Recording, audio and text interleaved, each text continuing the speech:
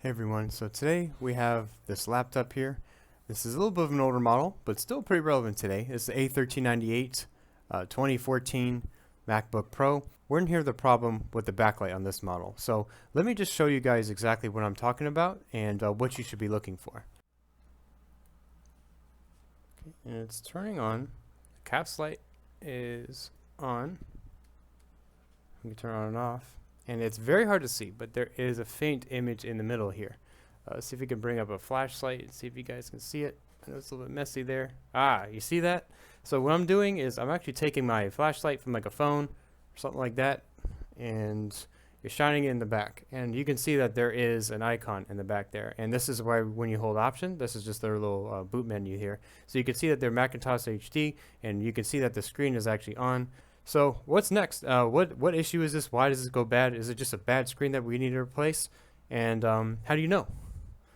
So the only way really to know is we need to investigate. So how are we supposed to know that this is a problem with our screen, or if it's a problem with the logic board, or maybe the problem with the cable? So we're going to be focused on this area. First, what we want to do is we want to take a look to make sure that there is no obvious damage to here, and to see if there's any liquid spill or anything like that. These components do look to be pretty good, and this area is part of the backlight rail, and we need to make sure that we are getting that there isn't a short over here, and to see if there is a short there, why is that short? Is it because of the screen? Is it because of the cable? What's really the issue? So we're going to go ahead and bring up our board view. We want to see if there's a short on this backlight rail. So we do know for sure that this is the C7716, and you can see this is the LCD backlight. It says it very clearly. We can measure this to see if there is a short. And if there's a short there, we need to measure. So let's go ahead and go back to our camera, and we want to go ahead and measure that component there. We can flip it the same way we had it over there because it'll make it a little bit easier to follow and to show. So what I'm going to do is I'm just going to go put this in O mode, and I'm going to go measure to see what we got.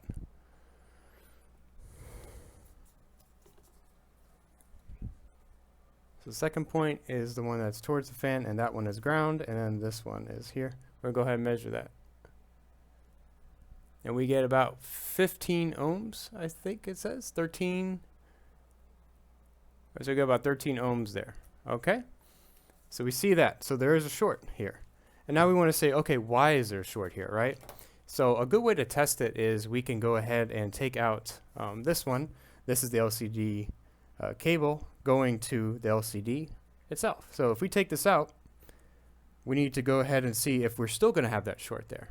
And if we're still going to have that short there, that means nothing's changed. And if nothing's changed, obviously this isn't the issue to begin with. So the LCD cable does look really good in this area, and we don't really see anything really obvious like a liquid spill or anything that could be impacting that. Doesn't really look like that's the case. So what we want to do now is, since this is up, now we want to go back and measure the same component, and we want to go ahead and check on this LCD backlight rail that there is still a short or not. So if we know that, let's go ahead and we'll double check that. So let's go ahead and go to the back of it.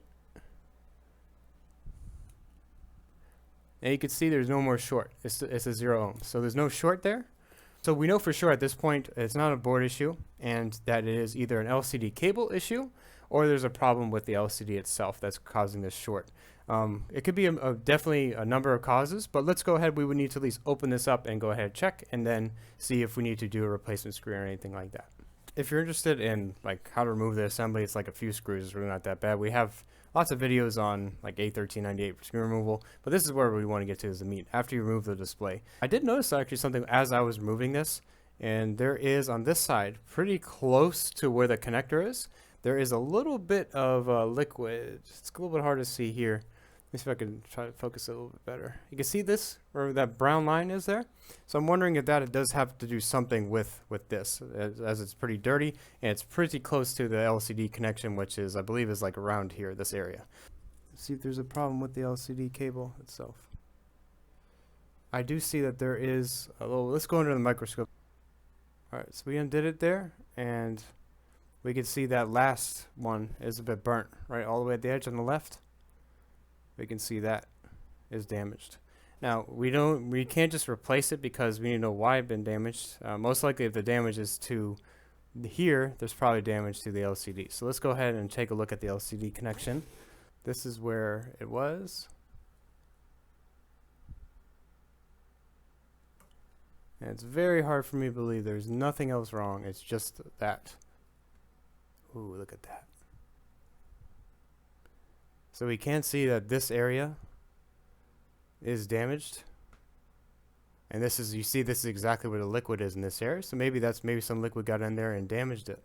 Maybe that was really the issue there. So for this, we would need to see if we can do a repair or a replacement on it, and we will really just go from there. So the challenge is this has to be very precise, and we need to use a special tool. This is going to be a special tip for our hot iron, and it's going to be a wedge tip, and it's going to help us remove this a lot easier. And you'll see we will start by going around the solder there, and then we'll also go where the bracket connects. If we do a little bit on each side, it'll make it easier to pull up, because obviously you don't want to rip any connections or do anything like that. But we'll make sure we do it right and we can disconnect this safely. We don't want to use the hot air here because typically what you want to do for anything would be the hot air is the easiest way to go, because it's going to melt all the solder around it and it's going to make it a lot easier to pull it up. But because the LCD is really exposed here, it's very easy to damage it, and we don't want to do that because then the whole repair goes out the window. So you see we can put some Kapton tape around the edges here to make sure that the heat even from the hot iron won't be bad enough to really damage the LCD. But again, we have to be really pinpoint precise on this, because if we don't, or if we mess up any of the pads here, once the pads, anything like that gets damaged, then this whole repair just goes out the window. Alright, so we have our new connector here, and we're just lining it up. What we want to do, the best way to really do it is to line up on each side, and we want to make sure that we can have like a mounting point to put it in, because as you can see, the pin has to be exactly correctly perfect on the pad, because there's barely enough room for anything to even touch it up. So if we do that, if we can do maybe one pin on each side, that would probably be the best thing to really go, so we can at least hold it in. It'll be a good mounting point. So we're going to mount it first, and then we will touch up all the pins along the side as we go. And then we'll also obviously do the brackets and everything on the sides there.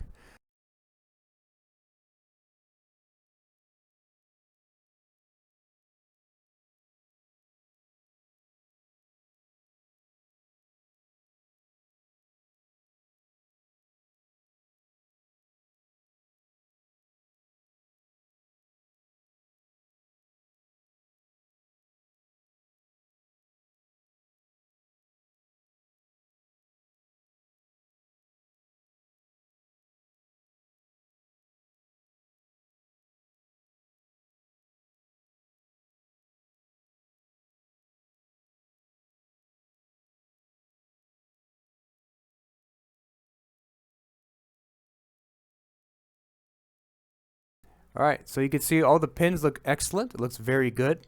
No mistakes, so that's good. The pads were matched up with the pins, and let's just go ahead and see if it's going to go turn on and work. Let's go ahead and test it. We have the screen up. I'm just going to put the power button. I'm just going to go right to the boot menu because we don't have the hard drive attached. I don't want to show any customer data. So let's make sure there's a backlight. Oh, and the backlight came on. We can see the little purplish gray there on the back, and we got a backlight now. So anyways, guys, I hope you guys enjoyed watching. I hope you guys learned something. It's pretty interesting. We do have the board view. We have all the tools that we have in the store here. We do lots of MacBook liquid spill repairs, and we also do other type of power issues as well. So if you guys enjoyed, please subscribe for more content. We always have a lot coming, and see you guys in the next video. Bye.